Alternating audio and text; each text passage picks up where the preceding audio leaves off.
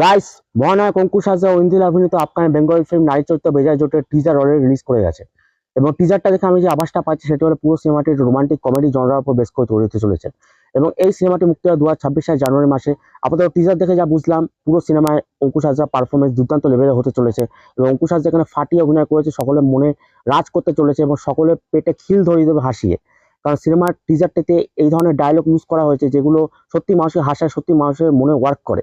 এবং টিজারটার মধ্যে কিছু কিছু পাঁচ লাইন এমন আছে যেগুলো সত্যি মানুষকে অর্গানিক্যালি এঙ্গেজ করে ওই সময়টা। আর অঙ্কুশ হাজরা এখানে সত্যি এই কাজটা করতে সফল হয়েছে। কিন্তু নারী চরিত্র বেজায় জটিল না সরল এই সিনেমার মূল গল্প, সেই অভিযানে নেমেছে অঙ্কুশ হাজরা।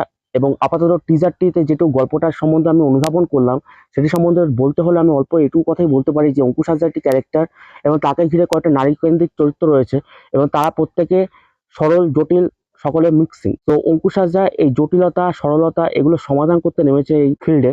এবং অঙ্কুশ হাজরা কতটা সফল হয় না বিফল হয় সেটি জানতে হলে আমাদের অপেক্ষা করতে হবে 2026 সালের জানুয়ারি মাস পর্যন্ত, যেই সময় মুক্তি হবে সিনেমাটা প্রেক্ষাগৃহে। এবং আশা করি 2026 সালে জানুয়ারি মাসে যখন সিনেমাটি মুক্তি হবে তখন একটি ব্যাঙ্গারের মাধ্যমে মুক্তি হবে সিনেমাটি। এবং কমেডির মাধ্যমে যতবার অঙ্কুশ হাজরা পদার্পণ করেছে ততবার ফাটিয়ে অভিনয় করেছে অঙ্কুশ হাজরা। এবং Ankush Hazra comic timing, Ankush Hazra acting, Ankush Hazra expression, Ankush Hazra যেভাবে হাসায় মানুষ, সেগুলো সত্যি মানুষ এনজয় করে এবং মানুষ সত্যি অ্যাকসেপ্ট করে ওগুলোকে। আর আশা করি অঙ্কুশকে এই ধরনের সিনেমা বেশি করা উচিত, তাতে অঙ্কুশ সফল হতে পারে আমি মনে করি। অ্যাকশন এগুলোর দিকে না গিয়ে অঙ্কুশ হাজরা কমেডি চরিত্রে যদি অভিনয় করে তাহলে মনে করি অঙ্কুশ হাজরা সকলের মনে আরো বেশি করে রাজ করবে আমি মনে করি। কারণ অঙ্কুশ হাজরাকে এই সিনেমাতে বেশি মানায়, ইটস মাই ওপিনিয়ন। আর অঙ্কুশ হাজরা যতবার ঐন্দিলার সাথে জুটি বেঁধে এসছে, মানে এর আগেও আমরা সিনেমা দেখেছি যে ম্যাজিক বা মির্জা এই ধরনের সিনেমা যখন এসছে তখন আমরা দেখেছিলাম যে তাদের জুটিটা মানুষ প্রচুর পরিমাণে অ্যাকসেপ্ট করেছে এবং প্রচুর ভালোবাসা দিয়েছে। আশা করি এইবারও তার ব্যতিক্রম হবে না, এইবারও অঙ্কুশ হাজরা ও ঐন্দ্রিলার জুটিটাকে মানুষ প্রচুর পরিমাণে অ্যাকসেপ্ট করবে এবং প্রচুর পরিমাণে মানুষ ভালোবাসা দেবে। আশা করি অঙ্কুশ হাজরা এই সিনেমার মাধ্যমে কামব্যাক করবে।